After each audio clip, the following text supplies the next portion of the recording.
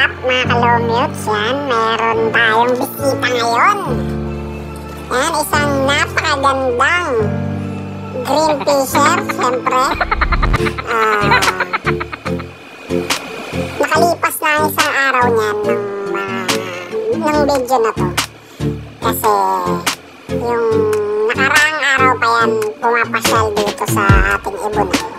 Pero ayaw magpahuli. Ayan, pumupunta lang siya dyan. Trapdoor yan guys. Trapdoor yan mga kalomutes. Pero grabe, mukhang matalino tong ibon na to. Hanggang buka na lang siya kumakain. Ayaw niyang pumasok doon sa loob na mas marami yung pagkain. So nag-ulan nung nakaraang araw at nawala siya.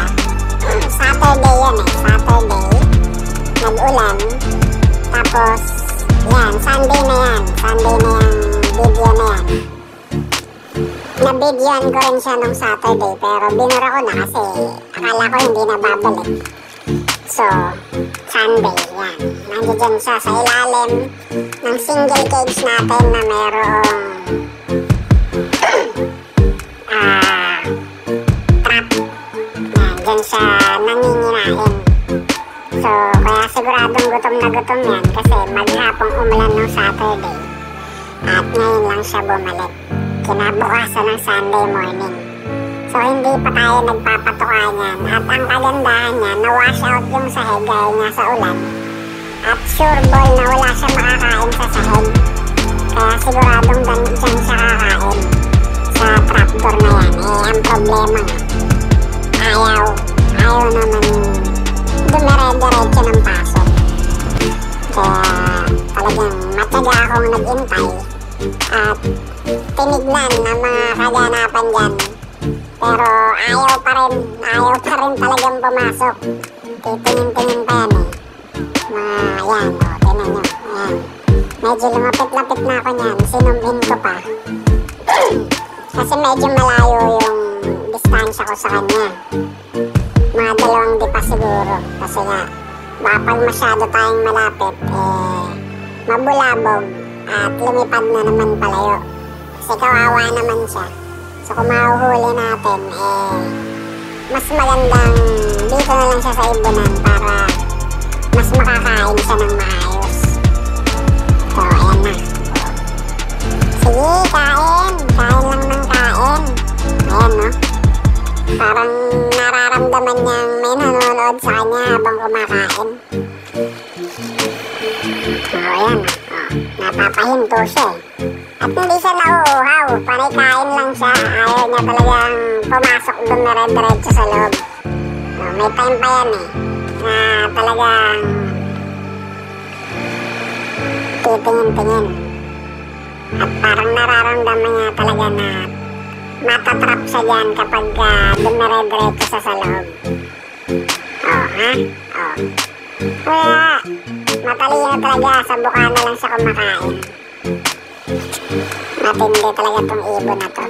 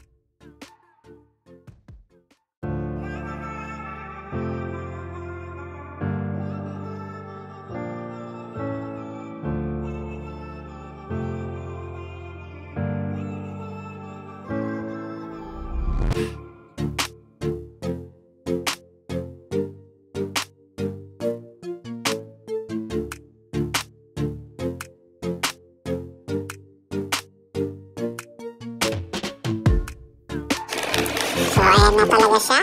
At ayaw pa rin pumasok. Siyempre, nakita niyo naman yan, no? Tumitingin-tingin pa. Aalis pa yan, siyempre. Marami ka na ng pagkain dyan. Aalis ka pa. Ano ba talaga? Ayaw mo nang magpaampon sa akin? Ayan, no? Nakita niyo naman kung gaano katalino na yung ibon na yan. May pagkain na nga dun sa kanyang trapdoor. Ayaw pang dumire-diretso dun sa loob at kainin na lang at ubusin yung mga nandoon pa sa loob. Parang alam niyang mahuhulog siya sa loob ng kulungan kapag dumire-diretso siya ng pasok. So ayan, no? Namasyal pa talaga. O sige. Naghahasa-hasa ka pa ng iyong tuka. Sige, pasyal. Pasyal lang, libre tour sa ating ibunan. Ayan, diba? Ayaw niya. Gusto niya pa yung nasa dumi. Yung kakainin niya. Okay, pasyal pa. Ayan, so ayan. Dyan sa video niya, medyo puputulin na natin dyan. Ayan, lumipat na siya dyan sa ibabaw. Dyan siya nag-tour, syempre. Gusto niya dun sa balcony pa talaga. Medyo nabusog na yata itong ibon yan. Yan, malayo-layo na ako yan. Nandun ako sa main breeding area natin. At syempre, hindi tayo mapapakaling yan. Tignan nyo naman talaga, para nang iinis pa. Susubukan natin lapitan yan. Sige, lapitan natin. At tignan nyo kung anong gagawin ko dyan. Nasa ilalim na ako nan. Oops, yaman ni Popcorn. Huli. Yan, di na ako talaga napakali at dinakma na natin syempre. Talaga namang isang buong araw kahapon halos inabangan kita kung papasok ka sa trapdoor. Ayaw talagang ayaw talagang pumasok sa trapdoor. Kaya yan, talagang masyado mo akong pinrostrate. Dinakma ko na. At yan naman, diba? Ang ganda naman talaga. Yan ang mga gusto kong kulay ng ibon mga dilawan. So, pastel green t-shirt. Napakaganda ng kulay.